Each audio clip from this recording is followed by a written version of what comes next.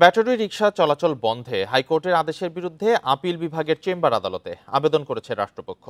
সকালে এই আবেদন করা হয়। দুপুরে এ বিষয়ে শুনানি হতে পারে। এর আগে 19শে নভেম্বর ঢাকা মহানগর এলাকায় 3 দিনের মধ্যে ব্যাটারি রিকশা চলাচল বন্ধের নির্দেশ দেন হাইকোর্ট। ওই দিন বিচারপতি ফাতেমা নজিব ও বিচারপতি মাহমুদুর রাজির হাইকোর্ট বেঞ্চ এ আদেশ দেন।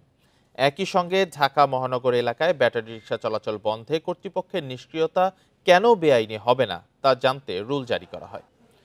উচ্চ আদালতের এই আদেশের পরই আন্দোলন করছে ব্যাটারি রিকশা চালকরা। একই সঙ্গে হাইকোর্ট এলাকায় নেওয়া হয়েছে বাড়তি নিরাপত্তা ব্যবস্থা। মোতায়েন করা হয়েছে অতিরিক্ত পুলিশ।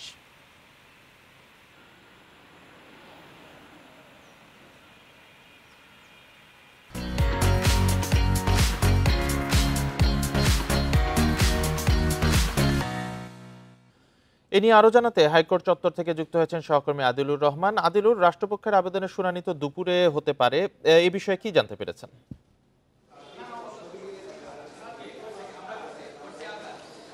দেখুন, আসলে কয়েকদিন ধরেই কিন্তু এই যে অটোরিকশার যে আন্দোলন এবং অটোরিকশাটি আসলে ইস্যু হয়ে দাঁড়িয়েছে।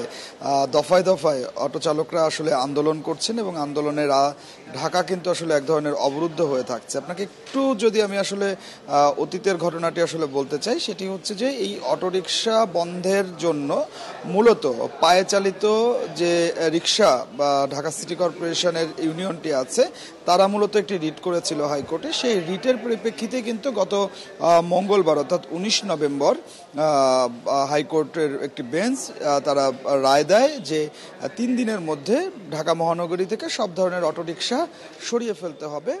এবং এর পরপরই দেখেছি যে আমরা বিভিন্ন জায়গায় আন্দোলন হয়েছে, সংঘর্ষ হয়েছে, বেশ কয়েকজনকে আটকও করা হয়েছে।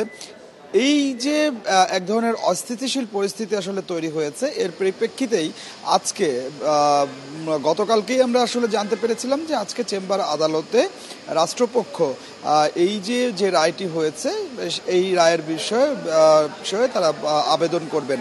এবং আজকে সকালবেলায় চেম্বার আদালতে রাষ্ট্রপক্ষের আইনজীবী তিনি আবেদন করেছেন এবং আমরা যতটুকু আসলে জানতে পেরেছি যে আজকে দুপুরের নাগাদ চেম্বার আদালতে এই রায়ের শুনানি শুরু হবে এবং শুনানির পরে এই রায়ের ব্যাপারে চেম্বার আদালত তার যে রায় বা যে সিদ্ধান্ত, সেই সিদ্ধান্তটি কিন্তু আসলে দিবে। এরই মধ্যে কিন্তু আপনি এটিও আসলে জেনেছেন যে এই অটোরিকশা চালকরা যারা আন্দোলন করছিল তাদের নেতাদের সঙ্গে আজকে ডিএমপি পুলিশ কমিশনার তিনিও কিন্তু বৈঠকে বসবেন।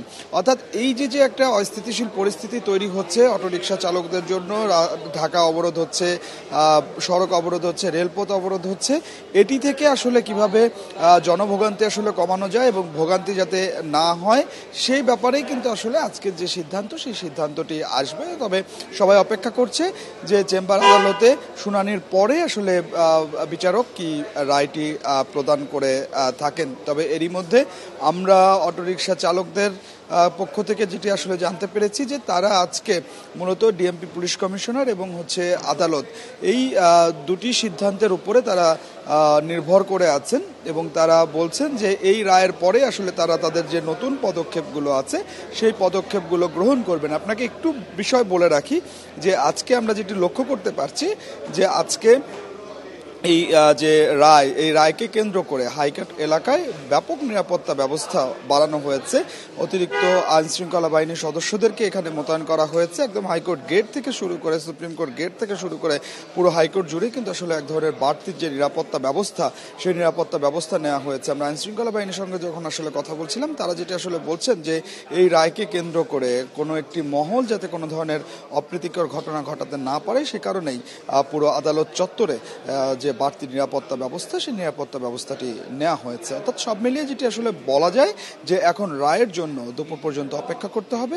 দুপুরেই এই শুনানিটি হবে, এরপরেই যে আদালতের যে সিদ্ধান্ত, সেই সিদ্ধান্তটি জানানো হবে। তো আমার কাছে আদালত থেকে এটি ছিল এখনকার সবশেষ।